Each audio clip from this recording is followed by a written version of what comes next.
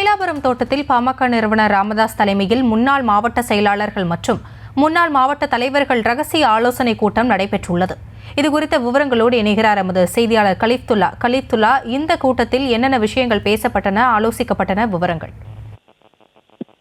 வணக்கம். மே 11ஆம் தேதி மகாபலிபுரத்தில் உள்ள திருவிடந்தையில் சித்திரை மொழி நிலவும் மாநாடு நடைபெற்றது. அப்போது மாநாட்டில் இறுதியில் பேசிய பாமக நிறுவனர் டாக்டர் ராமதாஸ், மாவட்ட செயலாளர்கள் மற்றும் முக்கிய நிர்வாகிகள் கட்சி பணி செய்யவில்லை. இந்த நிலையில் எம்எல்ஏவாக இருந்தாலும் கடலில் தூக்கி வீசி விடுவேன் என்று தெரிவித்தார். இந்த நிலையில் கடந்த சில தினங்களுக்கு முன்பாக பாமக நிறுவனர் டாக்டர் ராமதாஸ் தனது பேஸ்புக் பக்கத்தில் மாவட்ட செயலாளர்கள் மற்றும் மாவட்ட தலைவர்கள் ஆலோசனை கூட்டம் நடைபெறும் என தெரிவித்திருந்தார். இந்த நிலையில் மாவட்ட செயலாளர் மாவட்ட கூட்டம் நடைபெற்றது. பெரும்பாலான மாவட்ட செயலாளர்கள் அந்த கூட்டத்தில் பங்கேற்கவில்லை. இந்த நிலையில் தொடர்ச்சியாக பாட்டாளி மக்கள் கட்சியின் பல்வேறு அணிகளுக்கான ஆலோசனை கூட்டங்கள் தொடர்ந்து டாக்டர் ராமதாஸ் தலைமையில் நடைபெற்று வருகின்றது.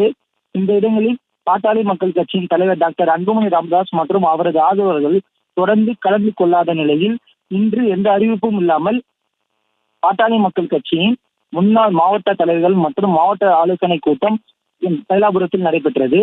பாட்டாளி மக்கள் கட்சியின் பல்வேறு அணிகள் நிர்வாகிகள் கூட்டம் தொடர்ந்து நடைபெற்று வரும் நிலையில் பெரிய அளவில் நிர்வாகிகள் வருகை தராத கூட்டத்தில் கலந்து கொள்ளாத நிலையில் இன்று திடீரென கட்சியின் முன்னாள் மாவட்ட தலைவர்கள் மற்றும் மாவட்ட செயலாளர்களின் கூட்டம் நடைபெற்றுள்ள இந்த சம்பவம் கட்சி நிர்வாகிகளிடம் பெரும் பரபரப்பை ஏற்படுத்தியுள்ளது.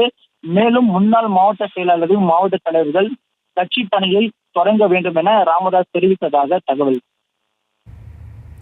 விவரங்களுக்கு நன்றி கலீத்துல்லா.